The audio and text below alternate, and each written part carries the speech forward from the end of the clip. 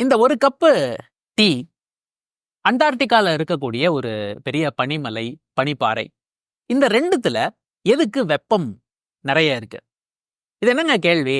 இந்த டீக்கு தானேங்க வெப்பம் நெறைய இருக்கு அப்படின்னு நம்ம உடனடியா பதில் சொல்ல முற்படுவோம். ஆனா, என் கேள்விய நீங்க தெளிவா கவனிக்கணும்.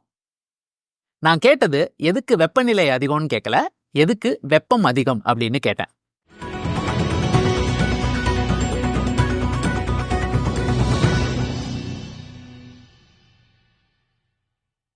வெப்பத்துக்கும் வெப்பநிலைக்கும் என்ன வித்தியாசம்? நம்ம பெரும்பாலும் இதுக்கு பதிலா சொல்றது வெப்பநிலையை வச்சு தான் சொல்லுவோம். இந்த டீ சூடா இருக்கு. அண்டார்டிகால இருக்கக்கூடிய ஒரு பனிக்கட்டி சில்லுன்னு இருக்கு. அப்ப இந்த டீல தானே அதிகமா இருக்கணும் வெப்பம் அப்படின்னு. உண்மையில வெப்பம்ங்கிறது, வெப்பநிலைங்கிறது இந்த 2ம் வேற வேற டெர்ம், வேற வேற சொற்கள். மொத்தமா வேற வேற அறிவியல் கோட்பாடுகள்னு நம்ம சொல்லலாம். நம்ம இத எளிமையா விளக்கணும்னா ஒரு உதாரணம் எடுத்துக்கலாம். நம்ம இந்தியாவுக்குன்னு ஒரு ஜிடிபி இருக்கு. மொத்தமா உள்நாட்டு உற்பத்தி இவ்வளோ அப்படின்னு கணக்கிட்டு இத்தனை ட்ரில்லியன் அப்படின்னு சொல்லுவாங்க. நம்மளுடைய பொருளாதாரம் உலகத்துல டாப் 10 பொருளாதாரங்கள்ல ஒன்று. ஆனா அந்த பொருளாதாரத்தை நம்மளுடைய மக்கள் தொகையால டிவைட் பண்றோம் அப்படின்னா அதை பெர் கேபிட்டா ஜிடிபி அப்படின்னு சொல்லுவாங்க. இது தனிநபருக்கு எவ்வளவு ஜிடிபி அப்படின்னு. அதுல சத்தியமா நம்ம டாப் 10க்குள்ள வரமாட்டோம். ஏன்னா நம்மளுடைய மக்கள் தொகை உலகத்துல இப்ப நம்ம முதல் இடத்துக்கே வந்துட்டோம். கிட்டத்தட்ட 140 கோடியை தாண்டி இந்நேரம் போய்கிட்டு இருக்கும்னு நினைக்கிறேன். இதே விஷயம்தான் வெப்பத்துக்கும் வெப்பநிலைக்கும் உள்ள வித்தியாசம்.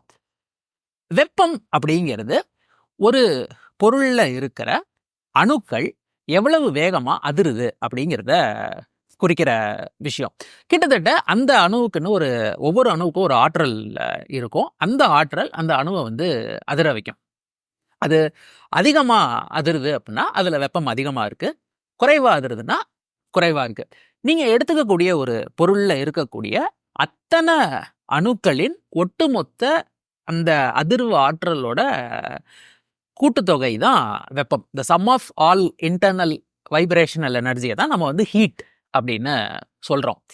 இதுவே அந்த ஆற்றலை எவ்வளவு துகள்கள் இருக்கு, இல்லை எவ்வளவு அணுக்கள் இருக்கு அப்படிங்கிறதால வகுத்தா ஒவ்வொரு அணுவுக்கும் எவ்வளவு வெப்பம் இருக்கு அப்படின்னு சொல்றோம் இல்லையா? அதுதான் டெம்பரேச்சர்.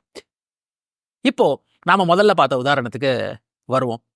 இந்த டீயும் அண்டார்டிகால இருக்கக்கூடிய ஒரு பனிமலையும் எடுத்துக்கிட்டோம் அப்படின்னா, அண்டார்டிகால இருக்கக்கூடிய பனிமலையில நம்ம எழுத்துல இல்ல எண்ணில் எழுத ஆரம்பிச்சா ஒரு 50-60 டிஜிட் அவ்வளவு அணுக்கள் இருக்கும். ஆனா இந்த டீல அவ்வளவு அணுக்கள் இருக்க வாய்ப்பில்லை.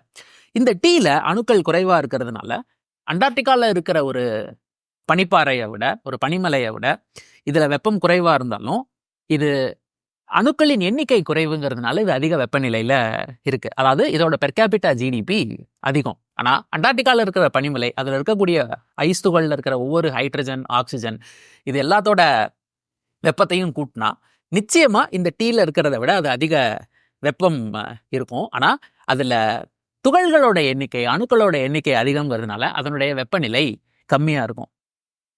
இதுதான் ஹீட்டுக்கும் டெம்பரேச்சருக்கும் உள்ள வித்தியாசம். வெப்பத்துக்கும் வெப்பநிலைக்கும் உள்ள வித்தியாசம். வெப்பம்ங்கிறது ஒட்டுமொத்த ஆற்றலின் கூட்டுத்தொகை. டெம்பரேச்சர், வெப்பநிலை அப்படிங்கிறது ஒரு தனி துகள், இல்லை ஒரு சராசரியா ஒரு துகளுக்கு எவ்வளவு ஆற்றல் இருக்கு அப்படிங்கிற அளவீடு. இப்போ உங்களுக்கு புரிஞ்சிருக்கும்னு நினைக்கிறேன். அண்டார்டிகால இருக்கக்கூடிய ஒரு பனிப்பாறைக்கு, ஒரு பனிமலைக்கு இந்த டீயை விட வெப்பம் அதிகம், ஆனா வெப்பநிலை கம்மி. இன்னொரு காணொலியில சந்திக்கலாம். சியர்ஸ்.